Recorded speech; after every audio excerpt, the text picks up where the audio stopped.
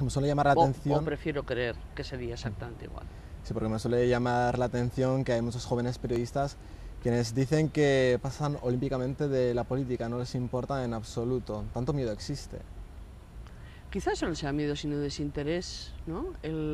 Cuando pasan de la política, pasan como ciudadanos o como profesionales. Cabe la pregunta, ¿no? Si pasan como ciudadanos, pues digamos que parece que es uno de los signos de las nuevas generaciones, de la juventud de hoy en día, ¿no? No interesarse por la política tanto como nos interesamos nosotros, que somos como generación una generación política, ¿no? Si pasan informativamente de la política es porque están establecidos en secciones que no la tratan. ¿Se ha sentido amenazada en algún momento de su vida? Como amenazada por ETA, supongo que se dice, como cualquier otro ciudadano. Como periodista sí que he tenido en alguna ocasión con alguien algunas palabras así malsonantes, pero no creo que llegaran nunca a amenazas. ¿Cómo se puede ejercer la profesión bajo un sentimiento de miedo? Pues yo creo que es muy difícil.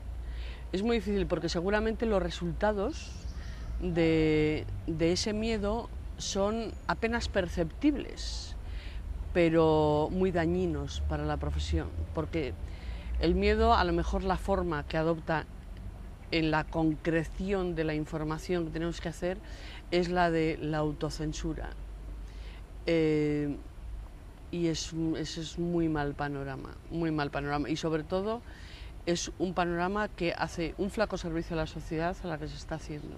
Quizá si alguien se viera en una circunstancia así y verdaderamente se sintiera paralizado y fuera capaz de analizar cuál es su proceso creativo en este sentido, pues quizá debiera buscar otra salida profesional.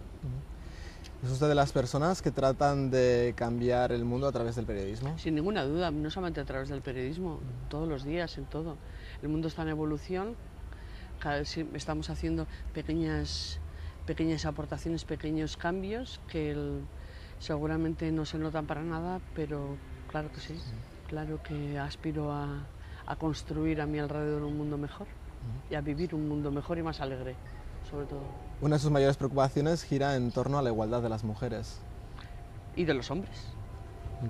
Sí, la igualdad entre los dos sexos, entre las razas, entre las personas, en realidad sí. De hecho, el año pasado le otorgaron el premio de periodismo Carmen Goes, impulsado por la Viceconsejería de la Mujer en Melilla. De Melilla, fíjate tú, qué ilusión me hizo. Me dieron un premio africano.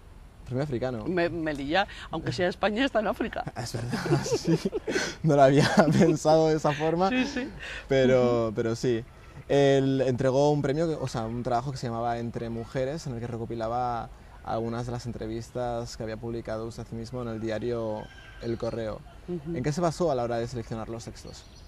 ¿Los que envié para el concurso? Sí. Dice, no, yo creo que los envié todos. O sea, fue como, ay vale, bro, lo envié todo. Eran cerca de un centenar de entrevistas y era un premio a una trayectoria. O sea, no era un premio a un trabajo publicado, sino a una trayectoria.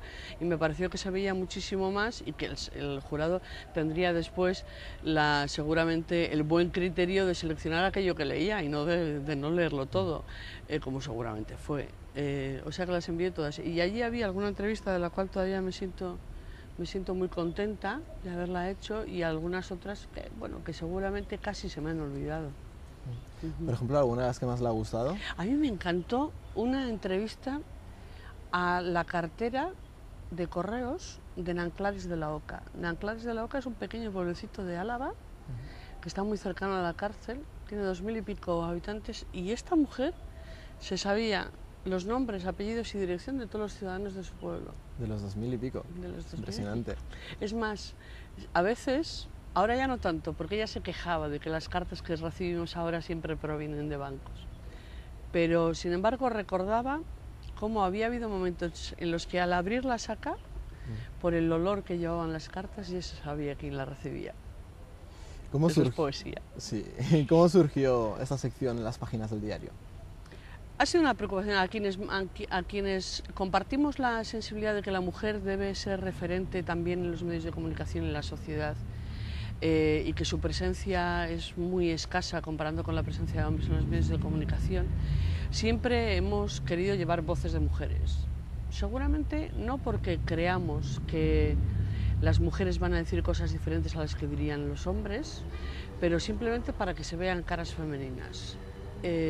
Esa fue la razón, fue un planteamiento de decir, bueno, pues si constantemente estamos viendo en los medios de comunicación a profesionales, a hombres profesionales, que no es que sean grandes lumbreras, pero que sin embargo nos dirigimos a ellos como fuente para las informaciones, ¿por qué no hacer un esfuerzo por traer también a mujeres? Tanto fue así que al principio, cuando todavía era incipiente la sección, que no la llamamos ni siquiera Entre Mujeres, ni habíamos adquirido el compromiso con los lectores de suministrarles una entrevista semanalmente, entonces la carpeta donde yo las tenía guardadas en el ordenador se llamaba Fuera del armario, porque se trataba de sacar a estas mujeres que saben tanto como muchos hombres, pero sin embargo no son fuente en los medios de comunicación.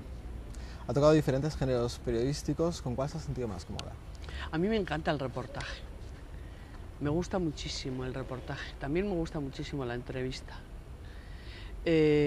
¿Por qué me gusta el reportaje? Porque al final se compone un collage que puede resultar muy atractivo, tanto para su lectura, que es evidente que sí, como también para hacerlo y para escribirlo y hablar con gente y consultar las fuentes.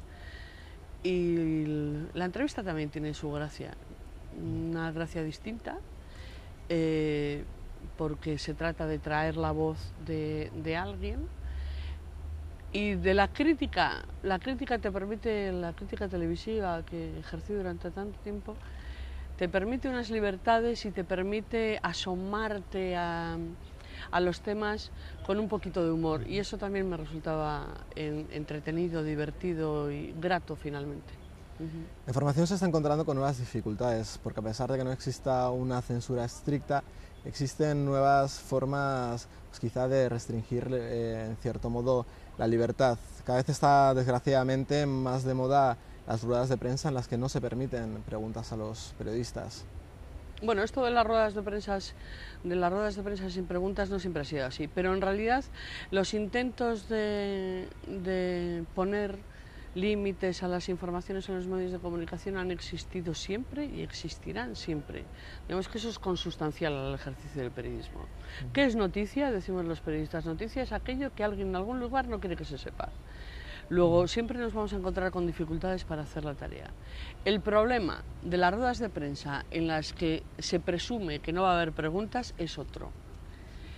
Y en opinión de la FAPE, la Federación de Asociaciones de Periodistas, de la cual soy vicepresidenta, como has dicho antes, lo que tenemos que hacer los periodistas en esas ruedas de prensa es hacer las preguntas.